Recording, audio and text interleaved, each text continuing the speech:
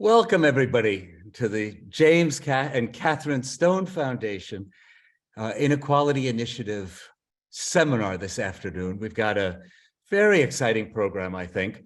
I'm James Morone, professor of political science and co-director of the Stone Initiative, along with Margaret Weir, my colleague in political science. Today, we're going to look at the extraordinary long reach, not just of inequality, but of a society that permits enormous amounts of capital, of cash, to accumulate in a small number of hands. This obviously has all kinds of consequences, but today we're going to look at the consequences for the texture, the shape, the decision-making, the very nature of American cities. The idea of great discrepancies in wealth is remaking the cities themselves. You'll learn in the next few minutes about how that change is taking place. You'll learn what an iceberg, an ultrathin, a zombie, what the real estate state is like. And we're featuring two really marvelous books. We read these books and we're talking excitedly among ourselves about them and thought, hey, let's have these two splendid authors into a conversation. So let me make quick introductions and then we'll get to the heart of the program. First up will be Matthew Soles, architect, principal of Matthew Soles Architecture, an award-winning firm in British Columbia. He's also a professor at University of British Columbia, has been on the faculty at Harvard Graduate School of Design. His book that I just called it marvelous, but let me give you the title, and I very much recommend it: Icebergs, Zombies, and Ultrathins, Architecture and Capitalism in the 21st Century. Princeton Architectural Studies Press book. If you're in the social sciences, as many of our audience will be, the places that Matt publishes are entirely new to you. Log, Harvard Design Magazine, Praxis, Topos, and 306.090. I'm not sure what any of that means, but I can tell you the book is just marvelous, and I'll turn it over to Matt in just a second. Our second speaker is Sam Stein, a housing policy analyst and teacher at the City University of New York, at the Graduate Center, the University of New York. Sam writes about urban planning in New York City, housing, real estate, gentrification, but running through his work is a real concern about how we make collective decisions about the urban space, about the texture of our cities. Sam's publications are more familiar to most social scientists, at least their sites: Journal of Urban Affairs, Urban Affairs Review, The Guardian, The Village Voice, Jacobin, many more. Both of these scholars are very well published. Sam's book, which I also recommend with great enthusiasm, Capital City, Gentrification and the Real Estate State. It really gives you a sense of how the tastes of the rich and the planning process itself work together to change the cities. Finally, this is the last thing I'll say, Dietrich Neumann, our own Dietrich Neumann, has agreed to moderate this seminar.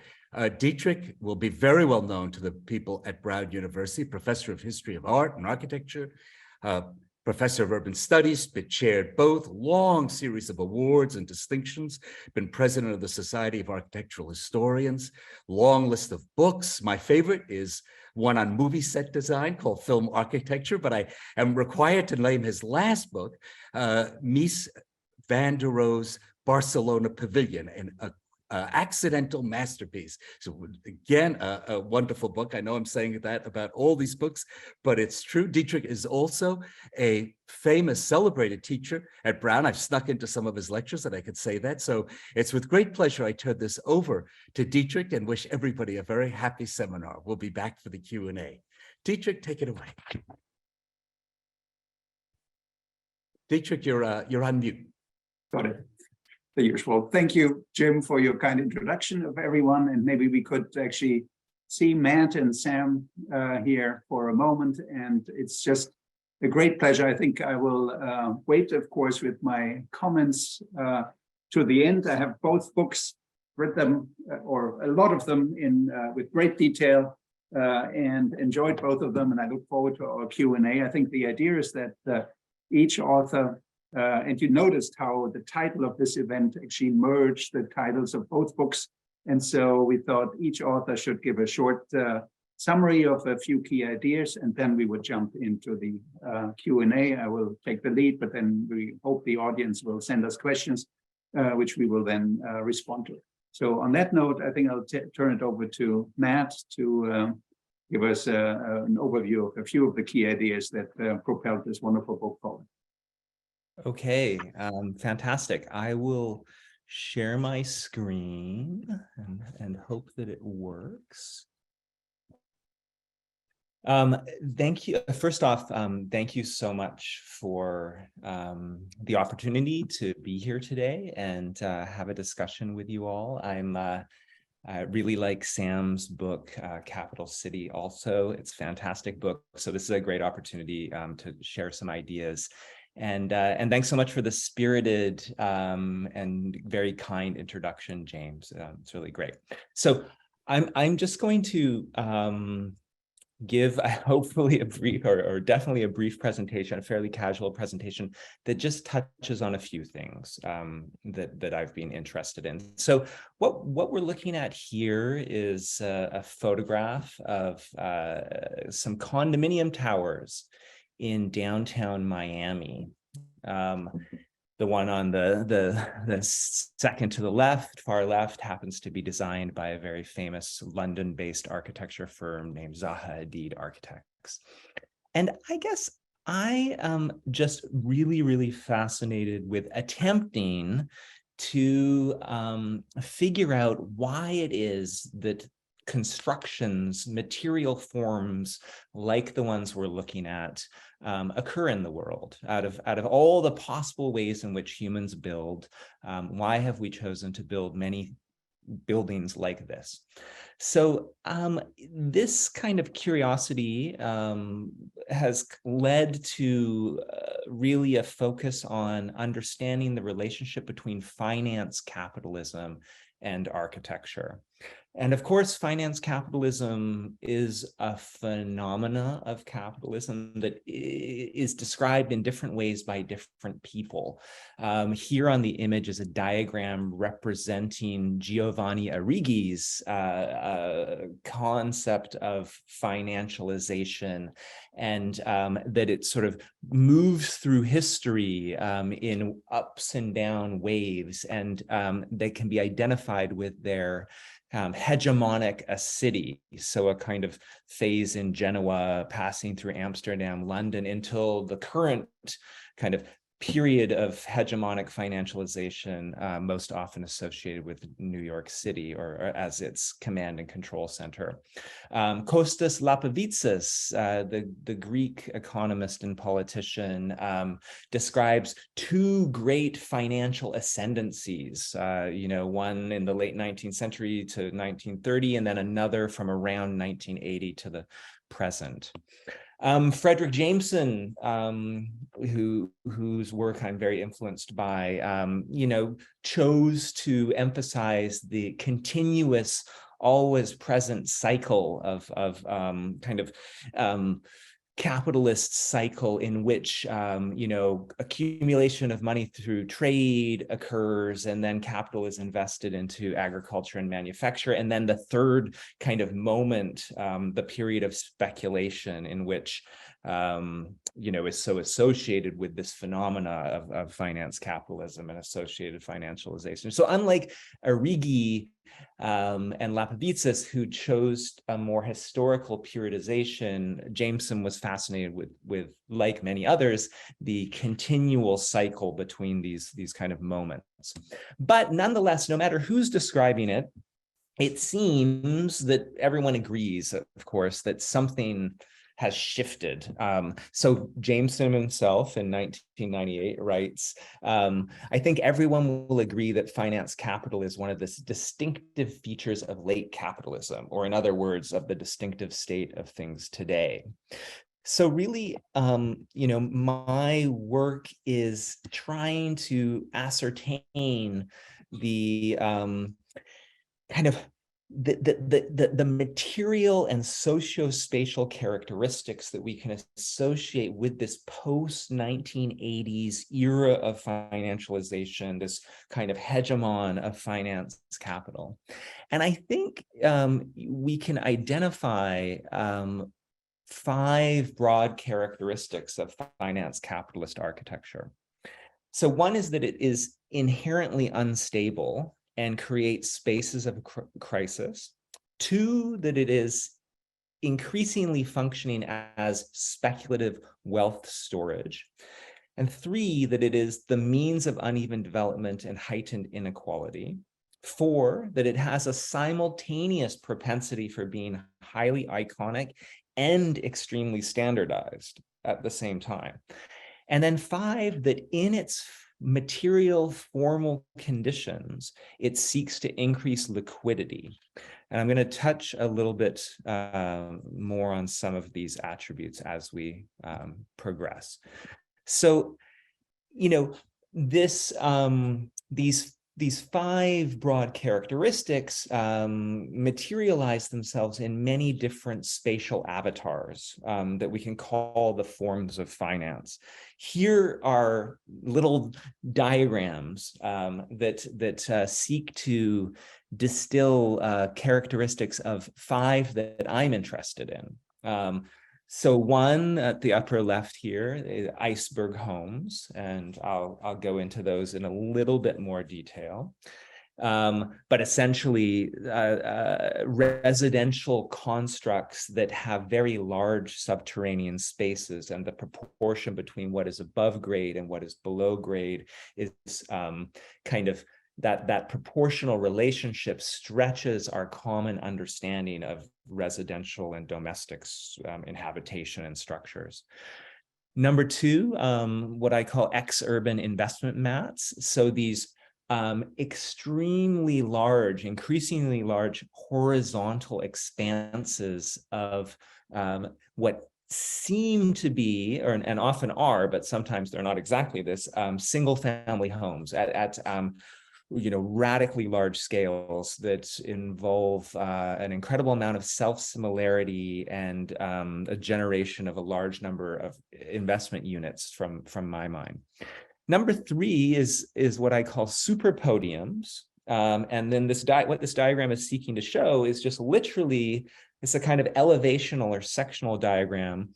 The idea of a building form that is podium-like upon which towers are located. Now, architects and those involved in making the built environment have put things on top of podium type structures for a very long time. But I think there's a very curious obsession with this morphological configuration in the post-1980s era of finance capitalism that has, I think, to do with maximizing kind of investment behavior or investment profits, really. Number 4, ultra-thin pencil towers, and I will get into those in a little bit more detail. Number 5 is financial icons, and that's a silhouette of Frank Gehry, the famous Canadian-American star architect, his building in Bilbao, Spain, the Guggenheim, that is associated with the Guggenheim effect, the Bilbao effect. And what really is the Bilbao effect, if not a kind of moment of using iconic architecture to elevate the property values and tax assessments and general real estate wealth of the city. And after Guggenheim Bilbao, cities around the world were like, oh my gosh, we want our own version of the Bilbao effect. So what I'm now going to do is just show maybe what are called a kind of set of vignettes that address different aspects of finance capitalist architecture as I explore in my book. So they're I'm going to do 4 little vignettes. Some are a little longer than others. But the first is on iceberg homes. So we're looking here at a cross-section architectural drawing of a proposed, what often is referred to as basement extension. This one is in the Royal Borough of Kensington in Chelsea in London. This phenomena is most sort of infamously associated with building practices in London, or building practices that came into existence and propagated through the media in London. And the British kind of discourse coined the term iceberg home. But you can see a kind of remarkable constructs in which things like pools, ballrooms, three-car garage, silver store, all held underground. And this comes into being as I mean, there are certain cities that are extra dominant as magnets for international investment capital, and London is one of these places. And in the case of London, this kind of giant wall of money, giant pool of money, or Niagara, I think Sam references that phrase in his book, flowing into London and buying up properties in neighborhoods that are seen as desirable for a whole set of reasons, and these being often neighborhoods that have quite strict zoning and bylaws that prohibit what can be done above grade, right? So thou shalt not, have a structure beyond this amount of square footage. Thou shalt not cover a certain dimension beyond a certain dimension of the property, beyond 30%, so on and so forth. But the architects and buyers and investors involved had this kind of remarkably simple but powerful realization that, wait, there's actually nothing governing what we can do beneath grade. And I came across such interesting quotes at, an architect saying, we figured out there was nothing stopping us from, digging all the way to the other side of the planet if we had the means. So these kind of proliferate in London, and I'm kind of, as an architect and an architectural theoretician, interested in the kind of assemblies and spaces that these kind of mutations produce. So of course, the subterraneanness puts all these new demands on things like how one lights the space, how one generates a kind of sense of desire. So you see this kind of obsession with illumination, cove lighting, and this production of kind of very private places of recreation. So theaters, billiard spaces, spa-like interiors. And so this phenomena became infamously associated with London, but it is not limited to London. You can find it in numerous locations around the world in which there is this sort of flow of ultra wealth, in conjunction often with these rules and regulations. So for instance, Aspen, is a place that is witnessing a proliferation of these kind of mega or iceberg homes.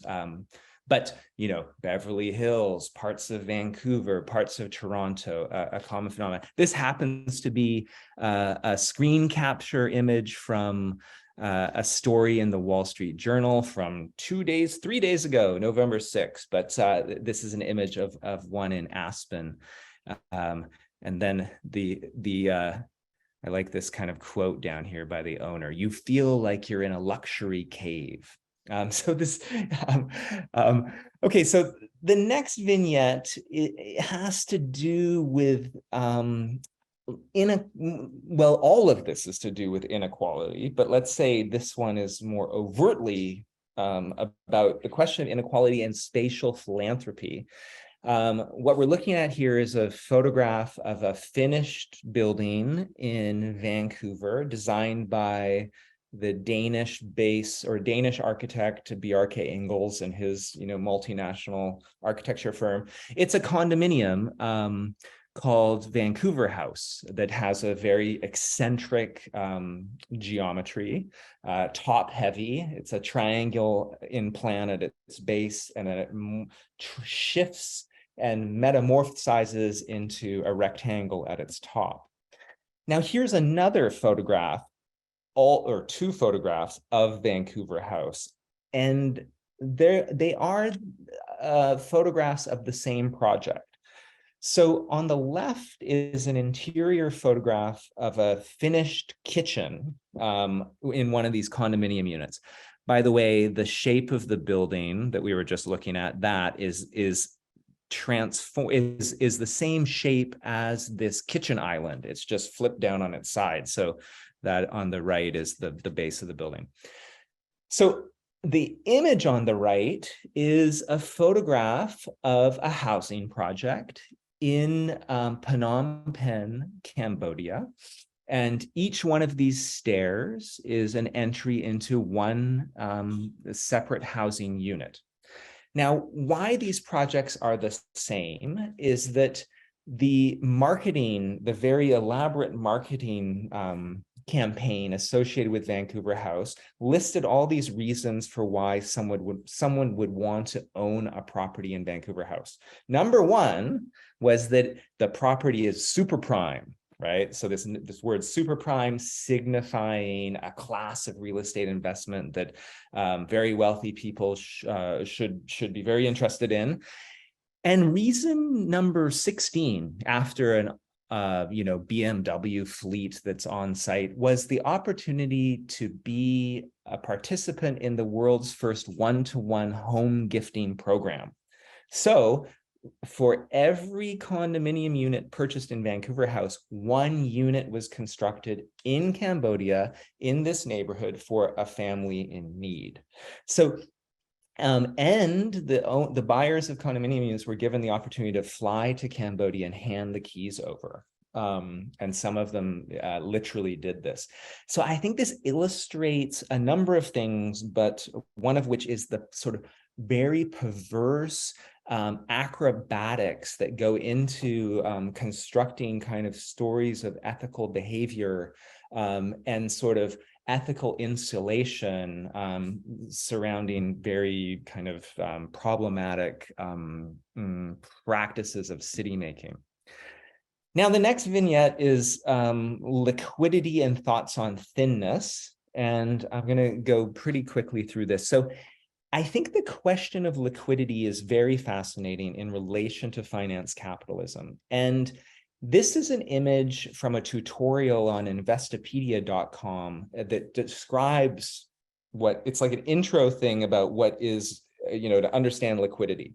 And what's interesting to me about this is that we're seeing a picture of something that seems to be a single family home. We understand it to be on the ground because there's these shrubs. It's got a pitched roof. It's got a door, an entry that you can see from the ground and walk up into it. And they use this in the description of liquidity to show what is not liquid. So they're like, we'll help you understand what liquidity is by showing you what's not liquid, and this is what's not liquid. And often in the descriptions of introductions of liquidity, these things that are architectural, that are spatial, that are constructs are used to show what is not liquid. So really, in the world of investment, as I'm sure many of you are familiar with, you can think of liquidity assets on a liquidity spectrum. And at the very far end of the most liquid is cash. The very other end is real estate. It's illiquid and represented by this.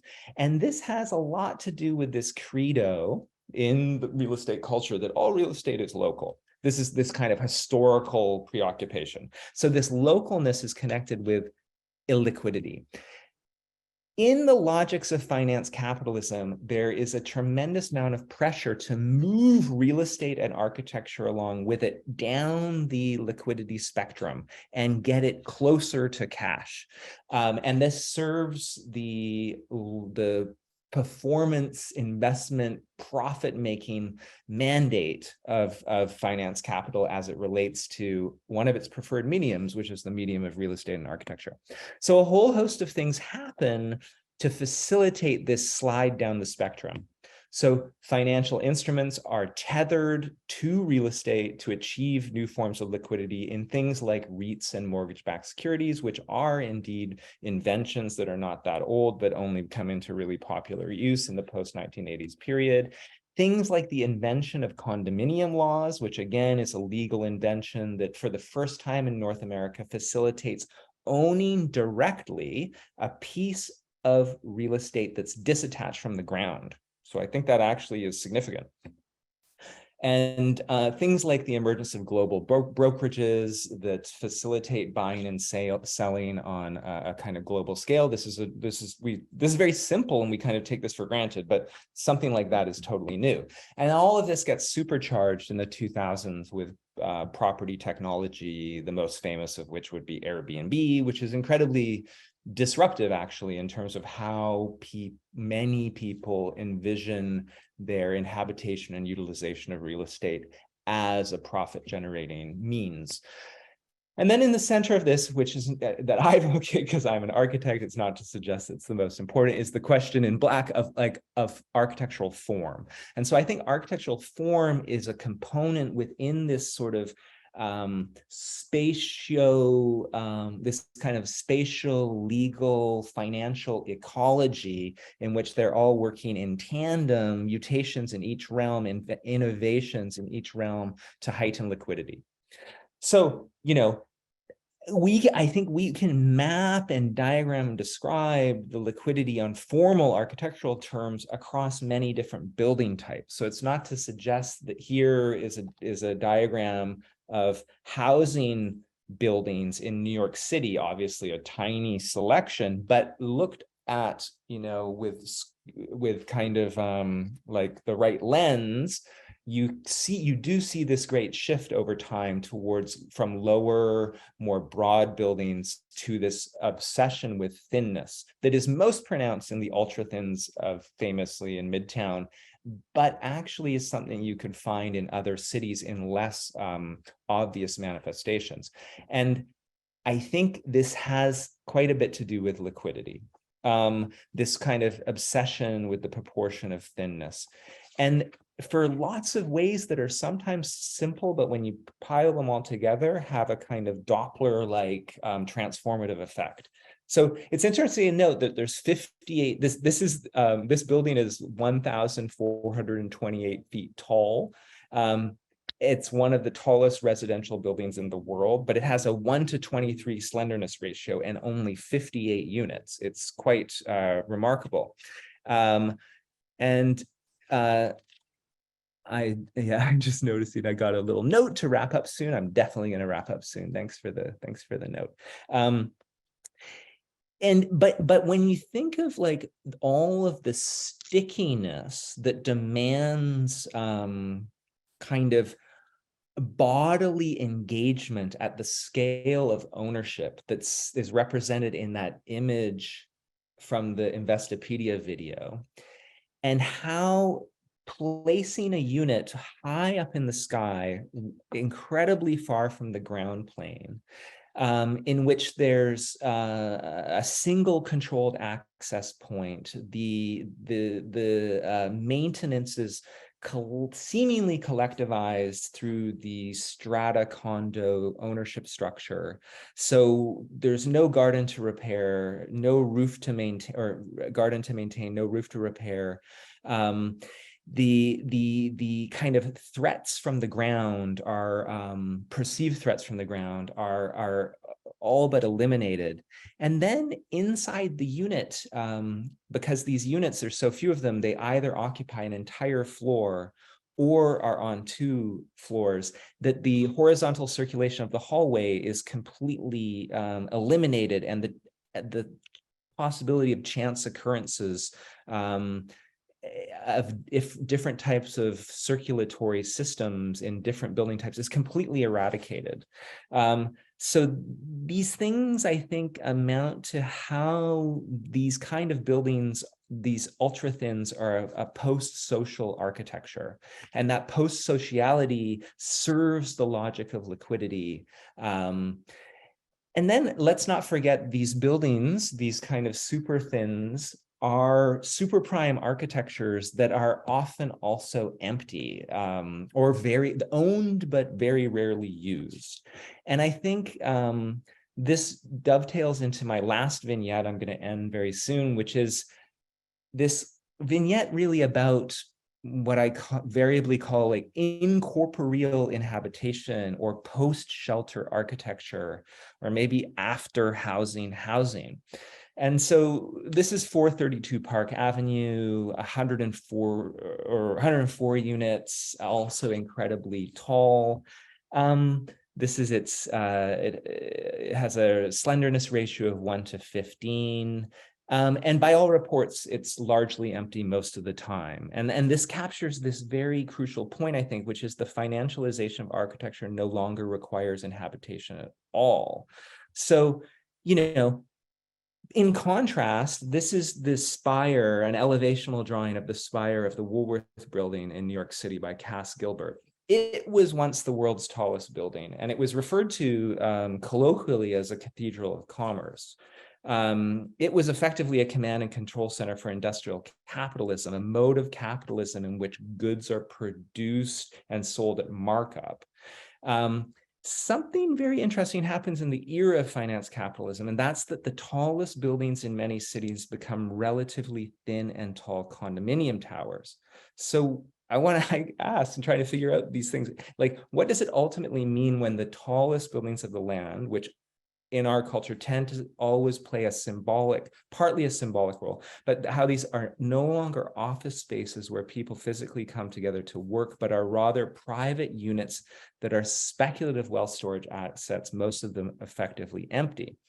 And then just lastly, I think it's interesting to think about this in relation to the fact that towers for much of history have indeed been empty for most of the time because they played a different cultural role, often associated with spirituality and kind of versions of religion. These are the towers of silence in Zoroastrianism. They're not towers by our standards, but at the time they were definitely considered towers.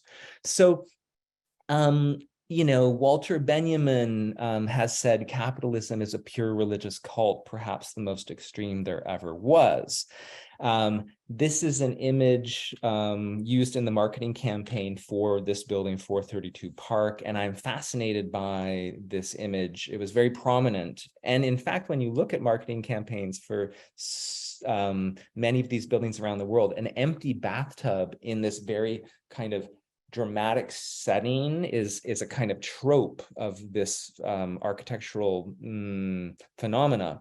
And I think the empty bathtub calls forth the body, the naked body, the totally alone body, the socially disentangled body, the body of finance capitalism, which is isolated and entirely private.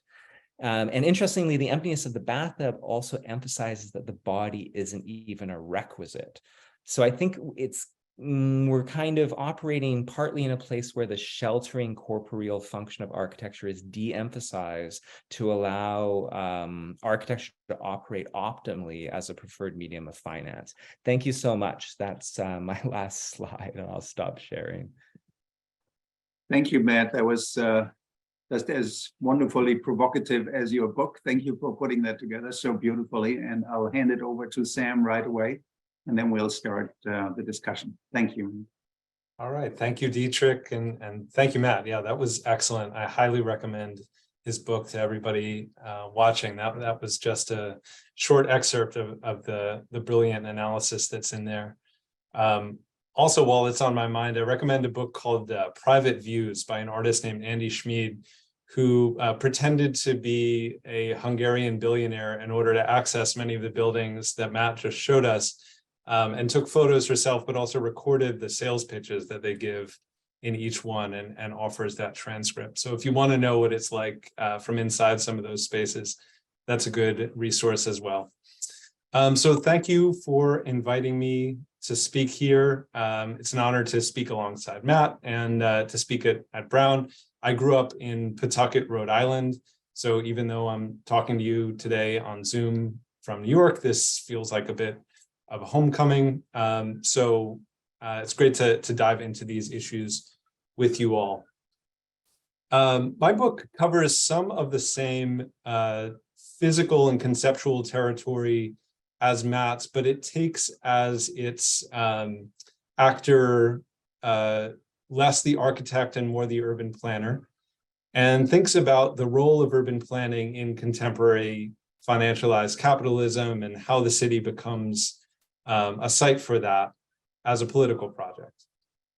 And so I take as the starting point for my work the painful and regularized unaffordability of housing in many cities across the world.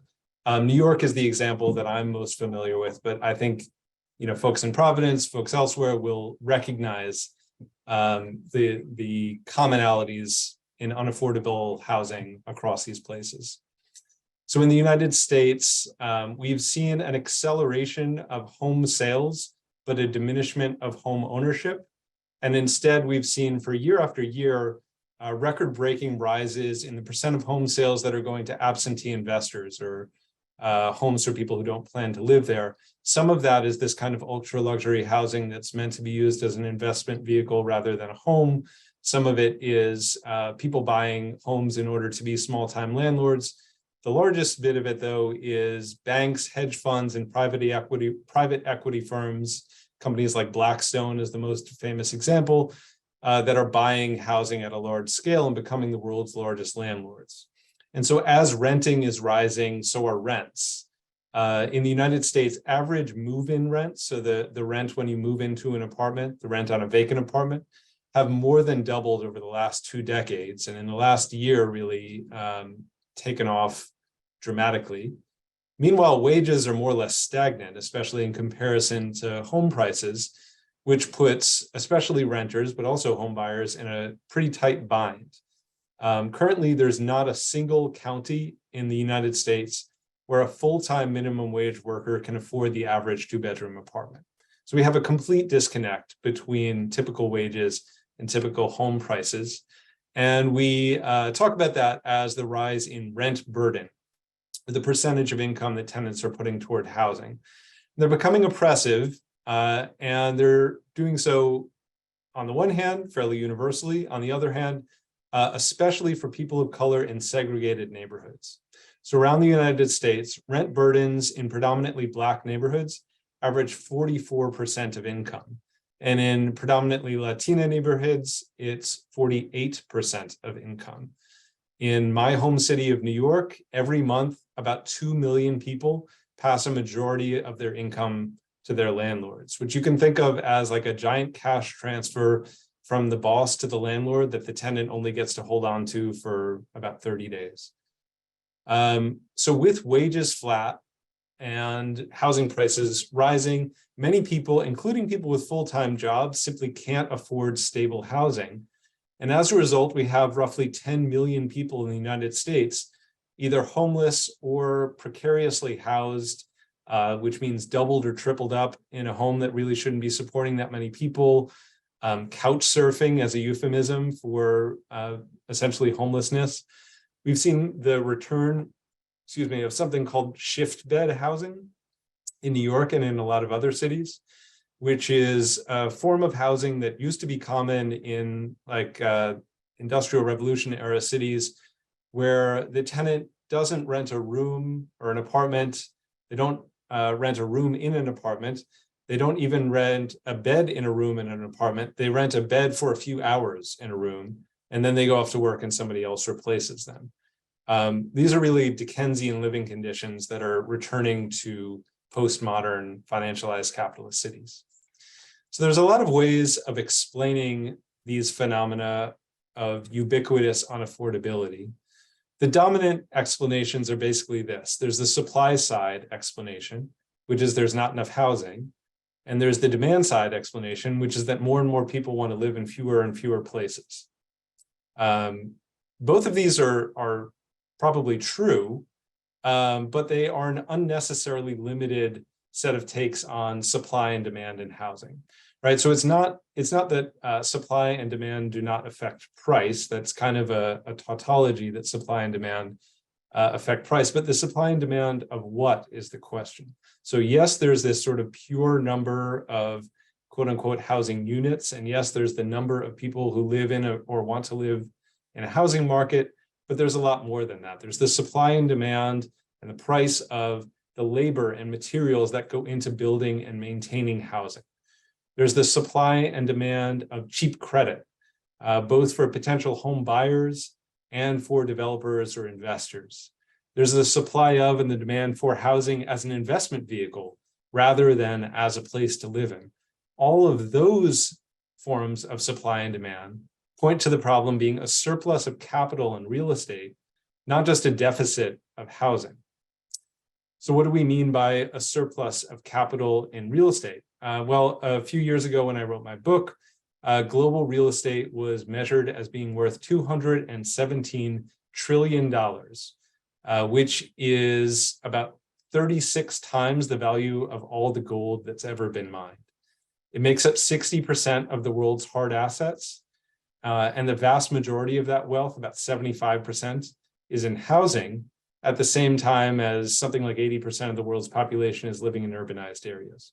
So the world is concentrating in urban areas. The investment is concentrated in real estate, and the real estate investment is concentrated in housing. All of that combines into that Niagara of capital that Matt mentioned, pouring into cities like London, like New York, like many others. It's probably worth noting that this is not the first time that tremendous amounts of investment capital have been poured into real estate. Matt showed in his presentation the circuits of capital moving from production into speculation over time. As far as I know, though, this is the only time when that much money has been put into urban housing, which kind of gets to where Matt left off. Yes, people have been investing in cities before, but for a different purpose, for a different type of capitalism. Not to romanticize that other type of capitalism, it was horrible, but this type of capitalism is seeking to make as much money as possible out of the urban housing proportion of the real estate sector, in addition to, but in some ways rather than, the industrial and manufacturing sectors within those same cities. So then the question is why? Why is so much capital converging on land and buildings in our cities? And we could come up with silver bullet theory, but I don't think it makes sense. I think it's really the combination of multiple things at once.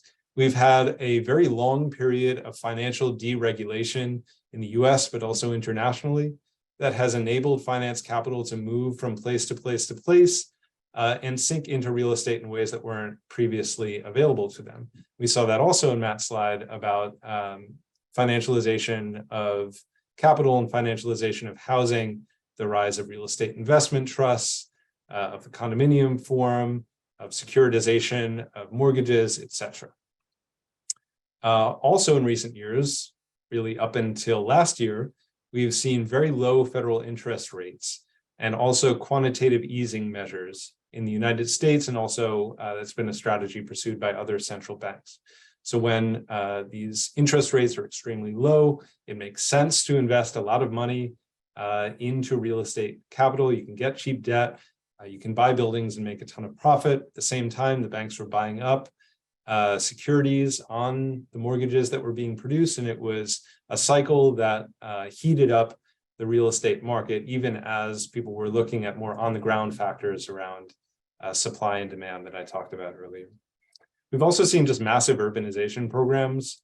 The city that I live in, New York, has been transformed in various ways. That Billionaires Row that Matt was showing us, of those pencil towers, is a relatively new phenomenon, and yet it pales in comparison to some of the construction in China and the United Arab Emirates, and in several other countries. We've seen a proliferation of predatory equity funds that are really scouring the globe looking for what they call undervalued investment opportunities and finding them in housing. And a lot of the times they're finding them specifically in what was formerly or temporarily affordable housing. That could be housing that is subsidized for a number of years and then is allowed to go up onto the open market. That's how we do most of our affordable housing construction in the United States, set to last for 15 to 30 years and then can go market rate. Also in places like New York, we saw these predatory equity funds buying rent-controlled or rent-stabilized housing at a large scale, and then using loopholes in the law to take them out of rent stabilization, raising the rents to market rate, and evicting massive numbers of tenants all at once. We've seen, simultaneous to all of this, and also in part because of all of this, economic polarization around the world. We see extremely wealthy and frankly somewhat nervous individuals viewing property as the safest place to hide their money. ideally buying up condominiums and investing in real estate in multiple different countries as a hedge against potential crashes or, for that matter, revolutions in any particular place, while simultaneously shielding their money from taxation. And it's a sort of double theft of the public wage. Usually the money is not taxed in its host country, and then it's not taxed in the place where the real estate investment is going on. And it's not just international investment, I should say, it's also within country moving of money, sometimes through shell corporations in order to hide from taxes, park in an investment vehicle, and then sell without perhaps ever using the home as a home. And then in the most macro of explanations, we've seen a very long period, roughly 50 years, when capital gains have been rising as rates of profits are falling in other sectors of the economy. So the mass of capital in the world continues to grow, but the rate of profit from traditional investment vehicles, like in manufacturing, simple goods, gets lower and lower and lower over time. This is true in the United States, it's true across North America, but it's true in Europe as well. It's even true in China, despite their rapid growth. The rate of profit goes down over time. This is virtually a law in the development of capitalism. But at the same time, people have this large mass of capital that they're looking to invest somewhere, and real estate becomes the easiest version of an investment, a more and more liquid, as Matt showed us, investment vehicle for them to put money into and pull money out of. And it becomes sort of the latest stop in an eternal quest for rising rates of profit. So as urban real estate becomes more and more central to capital's global growth strategy, we see the price of land becoming a central economic determinant and a dominant political issue in cities, meaning the price of land determines the future of those cities, whether they're going to be sites of growth or decline, what kinds of growth and what kinds of decline they're going to see. And that becomes either directly or more often indirectly the thing that a lot of our politics is arguing over. The term gentrification goes from being a relatively obscure academic word into a household word, and displacement simply an everyday fact of life for more and more tenants. Housing becomes a globally traded financial asset, which creates the conditions for synchronized bubbles, but also synchronized crashes, as we saw in 2008, could very well be seeing again before too long. And government, particularly at the municipal level, becomes increasingly obsessed with raising property values and redistributing wealth upward through land and rents. Why the municipal level? Because that's where a lot of the planning happens, a lot of the determinations about what can be built where. Get to that in a moment. And then it's worth noting, also, we had a real estate developer become the president of the United States and move from the realm of celebrity rich guy into arguably most powerful person in the world political system. So taken together, I argue that we are witnessing the rise of the real estate state, which is a political formation in which real estate capital has inordinate influence over the shape of our cities, the parameters of our politics, and ultimately the lives that we lead. I don't think that the real estate state is new, nor is it all-encompassing. We've had something you might call the real estate state as long as we've had real estate and states in the same time and place. There's been property interests who have influenced politics.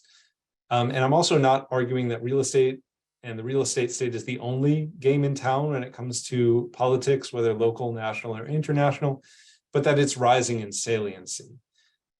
We should use the term the real estate state as we talk about the carceral state, the warfare state, unfortunately to a lesser degree now, the welfare state, as right-wingers talk about the administrative state, basically, and it's an expression of government. It's a component, really a block that has been around in one form or another for a very long time. And as I'm saying, it's the outsized power of real estate interest within the capitalist state that is the newer and more novel aspect. As real estate values have risen to absurd heights, so is the political force of real estate capital in our cities. I was trained as an urban planner and then as a geographer, but I've worked in planning both sort of inside and outside the mechanisms of the state. And from my experience and in my training, I find that the thing that everyone knows is true, but is not saying, is that city planners are kind of at the center of all of this craziness. Planners are managing the levers of urban change and making really important decisions about land use, about transportation, housing, the environment, and more. And in most places, planners are tasked with a contradictory set of goals. First, inflating real estate values, while second, simultaneously safeguarding residents' best interests. Inflating real estate values and safeguarding residents' best interests.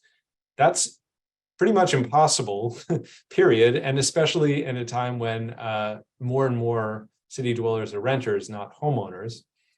So capitalism never made planning easy. There's always a tension, but also a reliance on planning within capitalism. But today's urban planners face what I believe is an existential crisis, which is this. If the city is an investment strategy for the global 1%, then what exactly is their job? And to put it provocatively, are they promoting public values, or are they wealth managers for those who own the city's land and buildings? I would argue that today's planners, or planning today, is defined by really immense dreams and more public consciousness of urban planning and urban planning debates, and yet more and more stultifying realities in terms of what they can actually do. The planner's mission is to imagine a better world, but their day-to-day work involves producing a more profitable one. They almost universally espouse a commitment to pluralism and diversity, but the profession, as of the last survey I saw, was nearly 60% male and over 80% white, which is demographics that are wildly out of step with the residents of the cities where most planners work. The offices that planners work in are supposed to be structured to build continuity across changing political currents and administrations, but planners are still beholden to the mayors of their cities, who themselves are often beholders to their largest donors, who in almost every case include a sizable portion of real estate capital. That real estate capital looks different in different places. In some places, it's a homeowner block.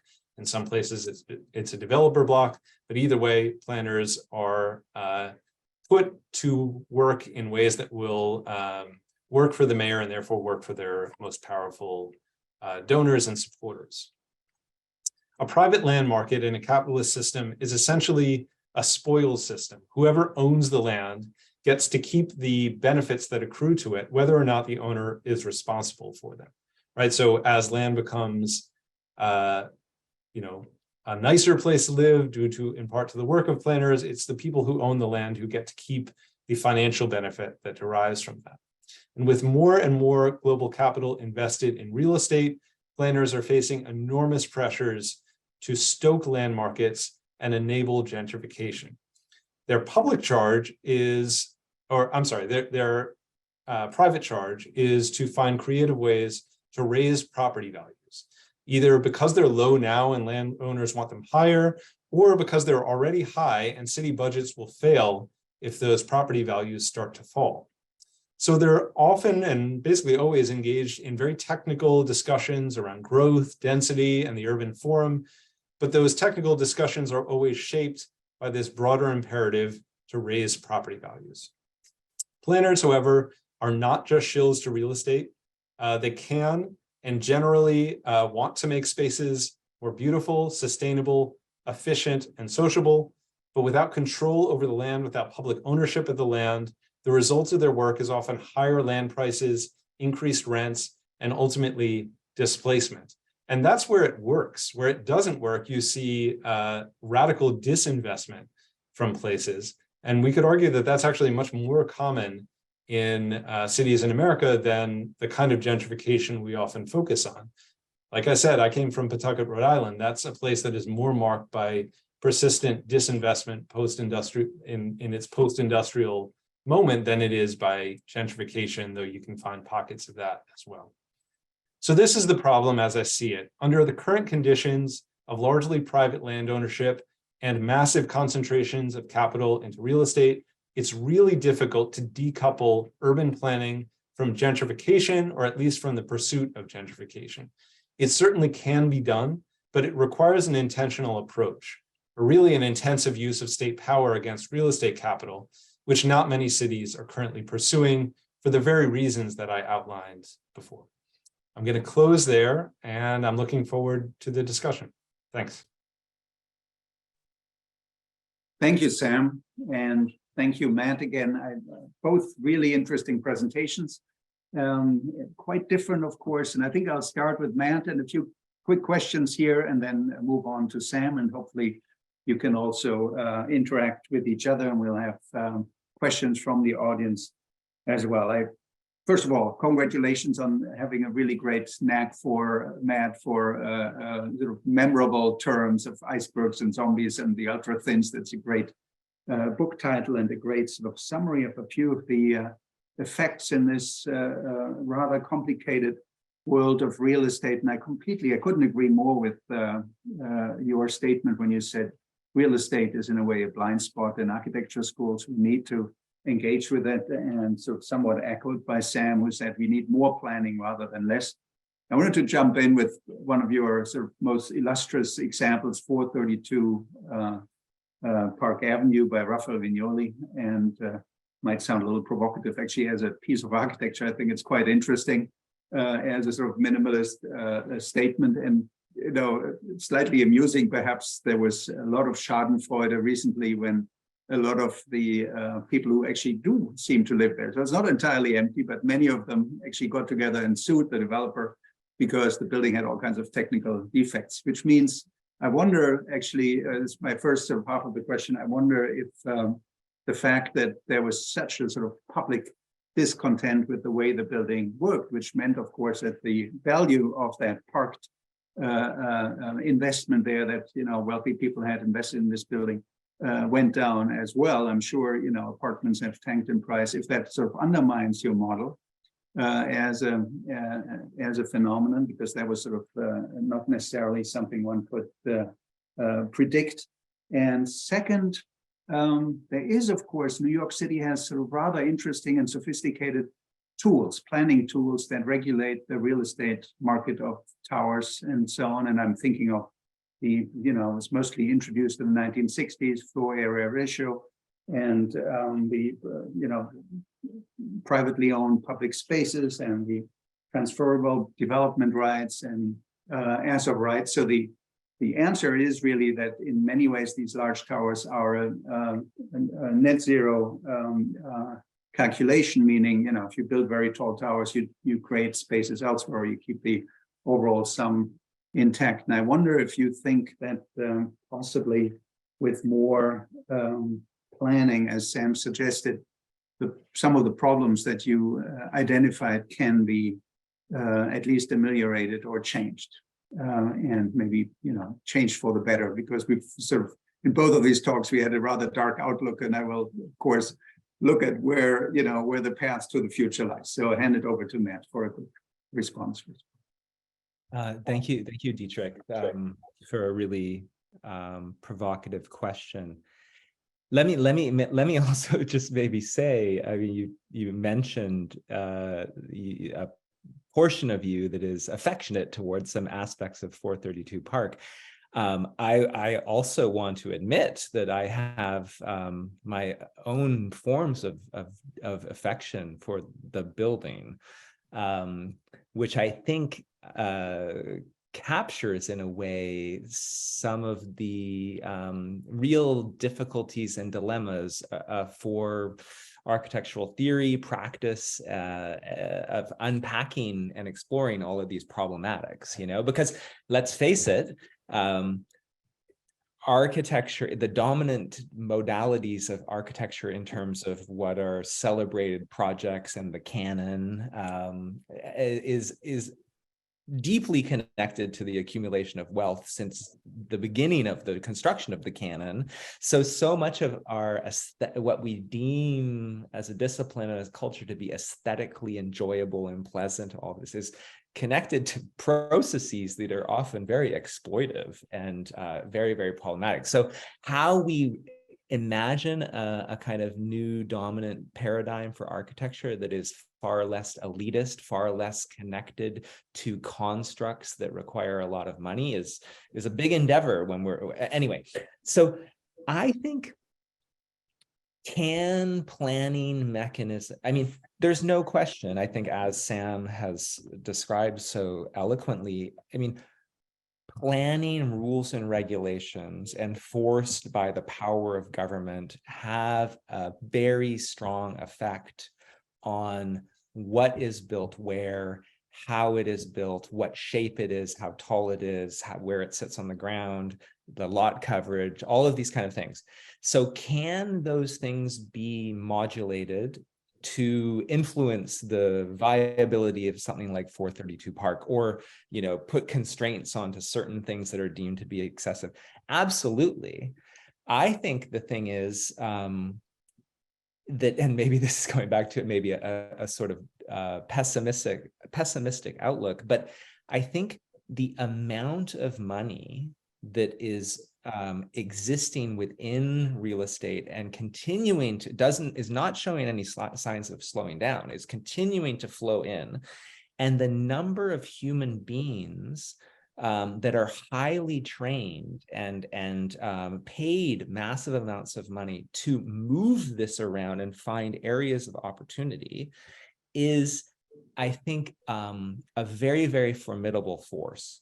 That it seems that if some rules and regulations were to come into effect to deem something about 432 Park as it could not be permitted in the future, I think history has shown us that the intelligence of how this money is deployed in the city will find new loopholes, new areas of opportunity, and new architectural mutations will evolve. That we yet don't know about. I mean, in the same way that there was, I mean, yes, people have built underground for a long time. It's not like in London, that was the first moment that people did this, but it was a remarkable moment where a lot of very motivated investors and motivated service provider architects found some loopholes in a set of regulations which were meant to preserve certain things that were thought to be a public good, inventing a new phenomena, a spatial phenomena at the scale it was deployed. So I think, yes, it's possible to do what you're describing, but I have some immediate pessimism about it kind of, let's say, solving the thing it might think it's trying to solve. Mm-hmm. Thank you, Matt. I think this actually might be a good moment to bring Sam in. And I wanted to mention, Sam, you are from Pawtucket, Rhode Island, and you share the birthplace with a man called Raymond Hood, who designed Rockefeller Center, as you probably know. And he was born in Pawtucket, went to Brown for a year, and then moved on to MIT and École des Beaux-Arts.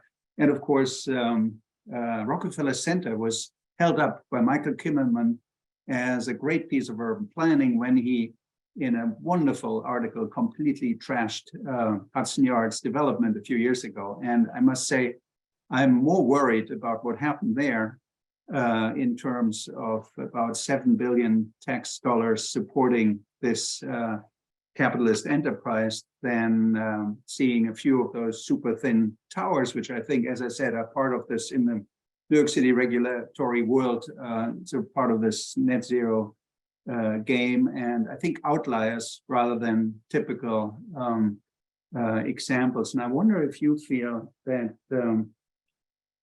more regulation, as you said, more planning can actually prevent both the abuse of tax dollars of the city of New York for projects such as Hudson Yards, and maybe also prevent what we've discussed before, you know, outrageous uses of sort of parking money in these super tall towers. And I wonder if you feel regulations are still the way to go in these areas. And maybe as a follow-up, as you mentioned, Pawtucket as a small town has quite a different profile in terms of the real estate market than New York City. It's perhaps the way to go, which seemed to be indicative in some areas, is that small towns will gain more sort of attractivity compared to the big centers of New York. in London, which seem to, as a result of what we've seen here and discussed, become more and more unaffordable to many in the middle class. And I wonder if that's maybe the way to go. So over to you, Sam. Yeah, thanks, Dietrich. And for those who aren't familiar with Hudson Yards, this is a massive development on top of a rail yard on the west side of Midtown Manhattan. It is the largest private development in New York City since Rockefeller Center, hence the comparison. And it's awful. It's terrible. It had billions of dollars in public subsidy, and it is not only a joyless physical place, but it's also home to many empty luxury condos. Most of the affordable housing was supposed to be produced as promised in phase 2, which has not even started yet, and much of it is off-site altogether. It has a luxury mall that is half vacant right now, and it's not what you want your city to be spending billions of dollars on.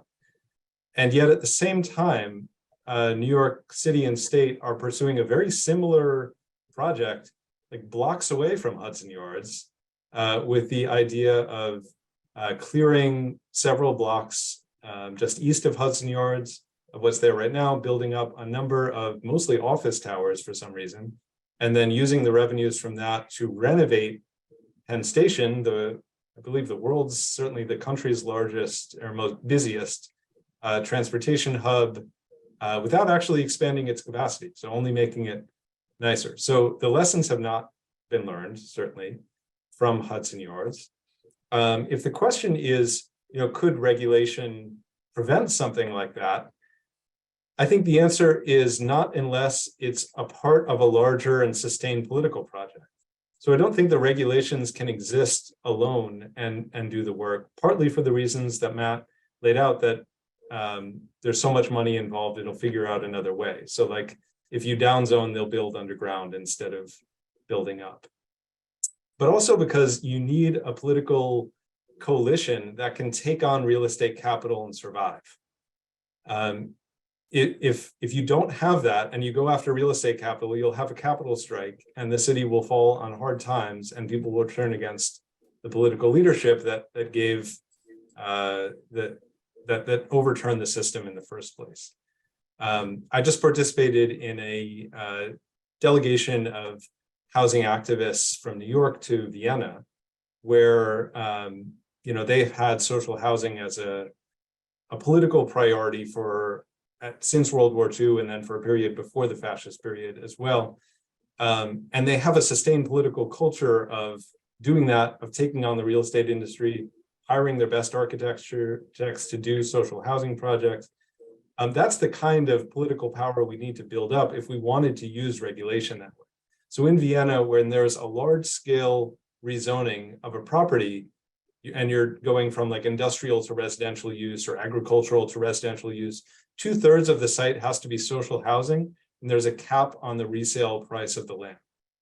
That is quite a ways away from the kind of mild-mannered inclusionary zoning that has been a struggle to even get in some cities in the United States. If it's inclusionary zoning, they're like including a few rich people to offset the cost of the social housing, not including a little bit of affordable housing. So, it would take a project like that to use regulation to take on real estate capital and survive. In terms of the shift towards small, whoops, my lights just went out, towards smaller places, we did see that, especially at the beginning of the pandemic, people leaving places like New York City and moving elsewhere, but often they were just driving up the prices in those other places, and yet somehow the prices went up in New York City as well. So it doesn't seem to be solving the problem at either end. Thank you, Sam. That was one of the issues I was going to bring up. Can we learn from Europe, where you have different conditions? And I completely agree regarding Vienna and their social housing program, which I always talk about in my classes as one of the great success stories in that field. You're absolutely right. And so that, we might come back to that. I noticed I have two questions here. Alberto said he couldn't access the Q&A, and Margaret is here, but she's part of our inner circle. I wonder if the general public And we have 45 participants here can access the Q&A. I hope we can figure that out. If not, send us a quick note so we can invite them too. And maybe before I move on to other questions I've written here, maybe I'll quickly follow up here with Alberto, who said, Sam discussed the social political role of city planners. Matthew, what do you think the social political role of architects is? As a practicing architect, Matt, and city planner, Sam, how would you envision collaboration between architects and city planners to resist and push back against the financialization of real estate? And then we'll move on to Margaret afterwards. Either one of you can go first. Yes, Matt. Maybe I'll just jump in. I like very much Sam's identification of the contradictory tensions of the role of the planner, and this sort of existing between the mandate to inflate real estate values on one hand, and then safeguarding some, I can't remember your exact terminology, but the well-being of citizens. And I think I like the succinct capturing of that tension. I think that a similar tension exists for many architects. Obviously, the role of the architect and its position within city making is not the same as the planner, of course. But I think that the kind of altruistic intentions that Sam describes on the part of many people who go into planning also can be found for many of the folks who go into architecture. I think so it's not uncommon, genuinely believe in the power of building and space making to improve the quality of people's lives. So that exists on one hand, but then of course the clients are often private developers who have a very explicit, unhidden mandate to maximize their profits as business people for themselves directly and their investors. So architects are in a very of course, architects sometimes work for public clients, but for cities, and maybe that then the contradiction is less overt, but for the reasons that Sam has articulated, it still exists in that relationship too. So this contradiction is very, very present. And I think the socio-political role of architects is very, there is a role to be played, but it is a very challenging role because largely around the dominant mode of project delivery requires inhabiting this tricky place, and very few people have the ability, the luxury, the kind of comfort, the ease to pull away from the need of paying bills and operating within a system that is all about profit maximization. So I think it's very challenging, but are there architects that seek to do it and are somewhat effective? Yes, as articulating resistance, helping articulate and demonstrate different ways forward. I mean, there are examples of really fascinating projects that try to operate outside this dominant paradigm. Many of them also found in Europe, but not necessarily always in a place like Vienna, where there is this sustained political culture of operating outside private profit building production. But I think of, say, like Baugruppen projects in Germany that are still operating often in a capitalist-driven city, but finding these remarkable ways to operate outside of that, and architects who are very devoted to working with people in that context and coming up with, I'm always, as an architect, fascinated with how there's different scalar kind of manifestations of these things that extend from a decision at City Hall down to how you enter into a one unit of housing, and I think there's some really interesting architects who are thinking about that. And I want to, and often people say, well, that's not important though, how you enter the unit. and they're suspicious that that would be meaningful in relation to the giant wall of capital and Trump being a developer and all this. But I like to advocate that it is important, actually, that kind of immediate bodily, and it can be an important moment in resistance, moment of imagining a different way of life. Can it do it all on its own? Of course not. Sam, you might have a direct response. I also have a question for you from Margaret Weir in a second. Sure. I just wanted to, so I won't echo what Matt said because he said it well. For the last piece of Alberto's question about ways for architects and planners to collaborate, I mean, the first is the kinds of projects Matt is talking about that do city planning and development in a different way. And I think demonstration projects are incredibly important in showing people that alternatives can exist in reality and not just in theory. But then the other thing is, I think architects and planners can aid in the kinds of political movements that we would need in order to challenge real estate capital in the first place. And some of that is just being workers and doing regular old political organizing. And some of it is being traders to the part of our professions that we reject. And speaking the truth about the contradictions we're faced with and not letting our professions be idealized in the eyes of the public as they sometimes are. So that could mean, not necessarily publicly, but leaking information about projects that are being, lied to about in the public, or, going out and speaking out against the worst aspects of what our professions are making us do. Right on. Thank you. So I'll jump right in here with Margaret Weir's question. Obviously, here of our Watson Institute, she asked, and that coincides with Jim Marone's, the idea that cities are subject to the whims of capital once has been recently challenged by the idea that some cities that are so desirable that they can challenge the prerogatives of capital. Do you see any room for this strategy going on? Are disinvested cities even more reliant on capital and real estate because it is so essential for them to reverse the downward spiral? And this coincides a little bit with what Jim was asking. Maybe you can address both. If any American cities offer good examples of urban planning and design in that respect, any models we can hold up?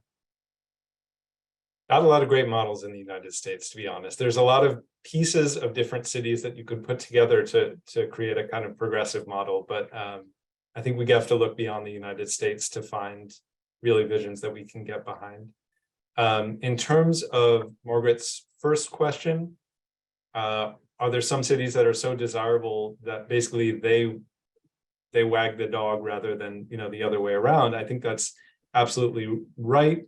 And yet, either because they don't want to or because they're so traumatized by past capital strikes, they're often unwilling to do so.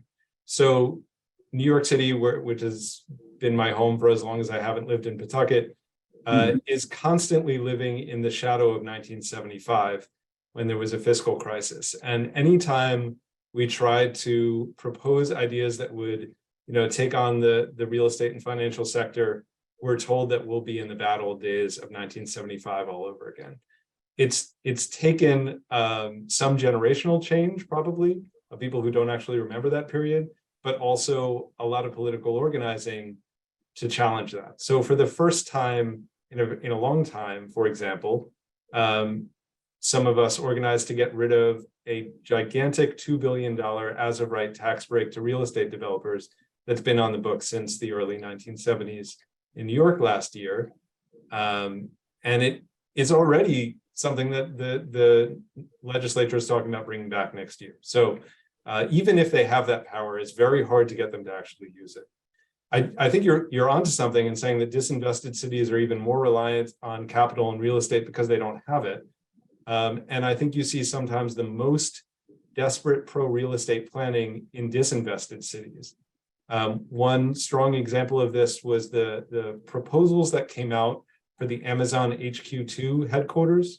So Amazon put on a competition for cities to prove, that they could win the race to the bottom in terms of corporate giveaways, free land, lax labor regimes, environmental standards.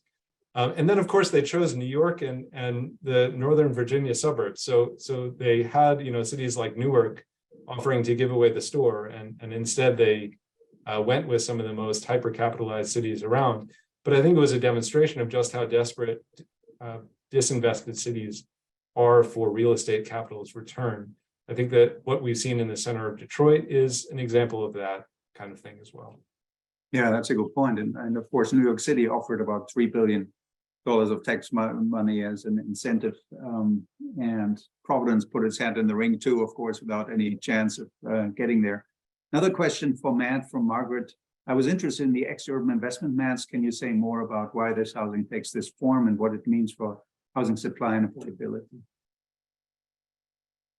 Great. Thank you for the question, Margaret. Well, how to answer this question? So in terms of the physical morphology of what I label as ex-urban investment maps, which of course they're in ex-urban locations, so they're in far-flung geographies. That part of the logic for their far-flungness is the availability of relatively inexpensive land, and then they are, so that is attractive to the developers and the folks making these projects. And they are often, I mean, we're all familiar, I think, with these in the North American landscape. They attach themselves most fervently to the semiotics and feel the semiotics of the single family home. So they're kind of connected deeply to this this notion that they're a dream to own a single separated house on one's own parcel of land that one has total private control over.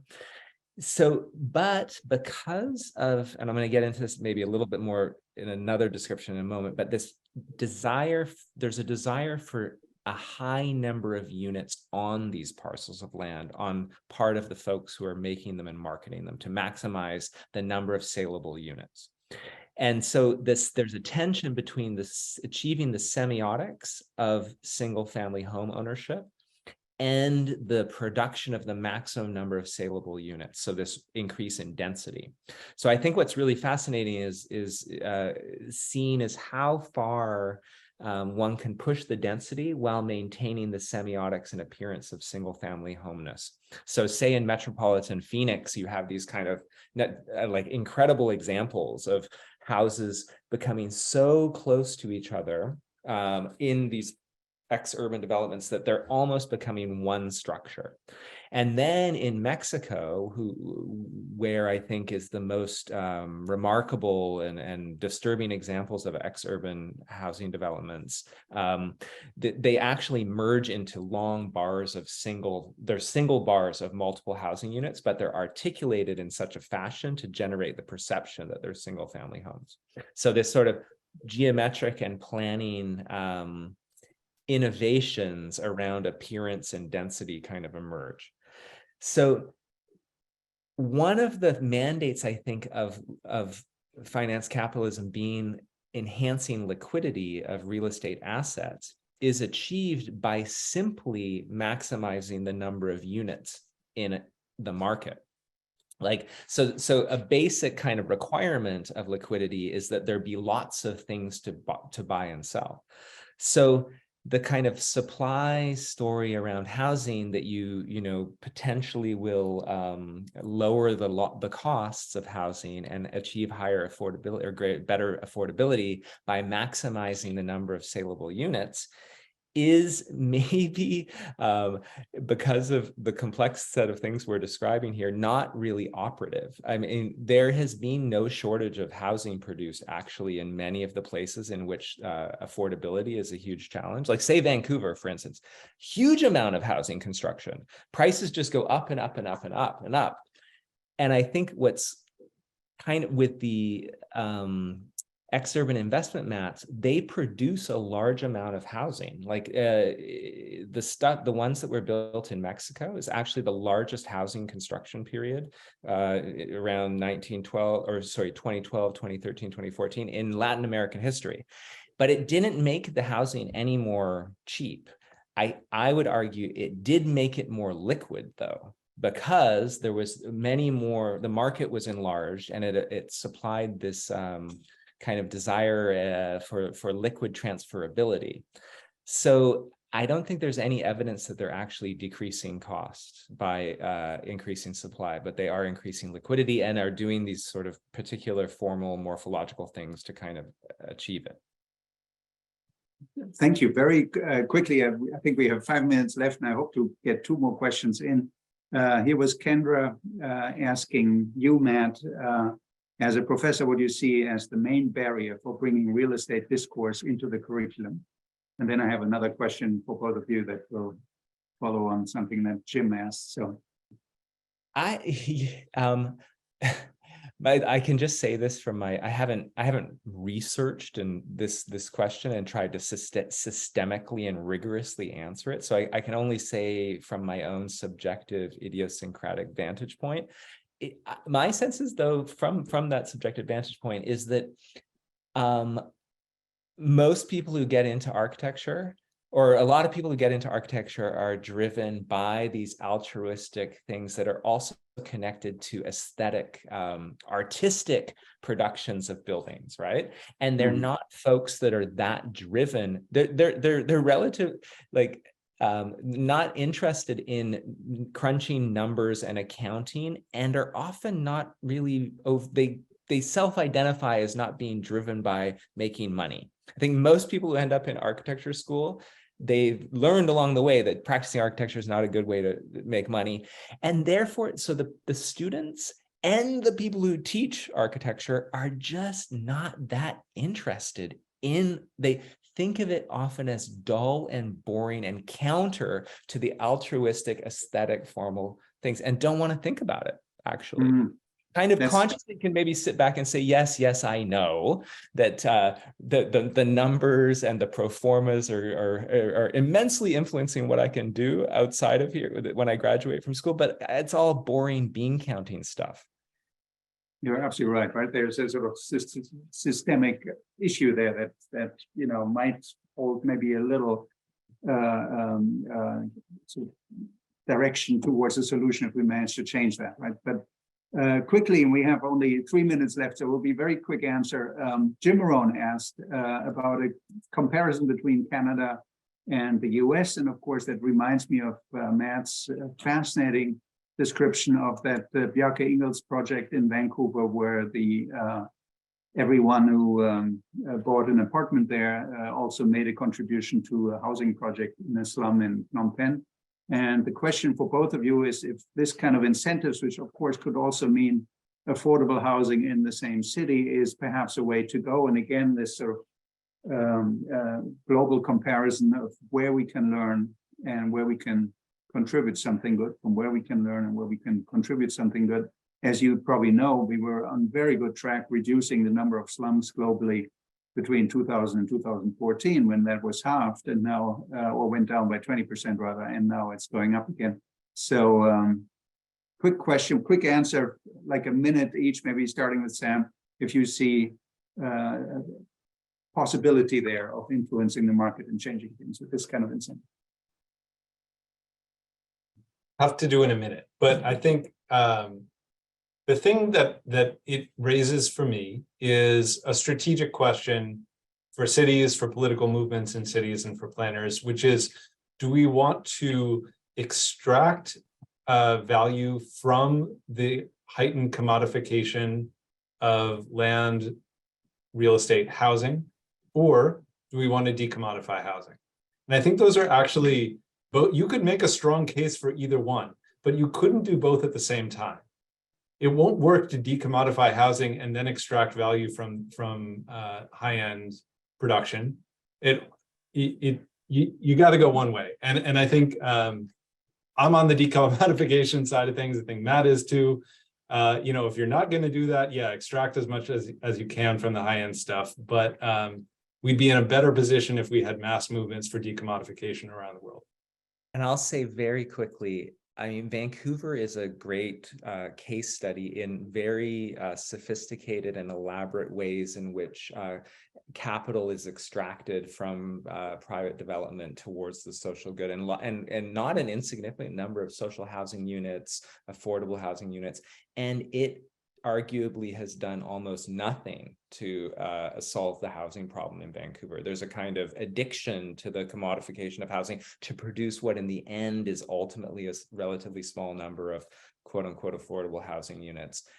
So I'm with Sam totally. I think it's we got to fight and find innovative ways to achieve decommodified housing.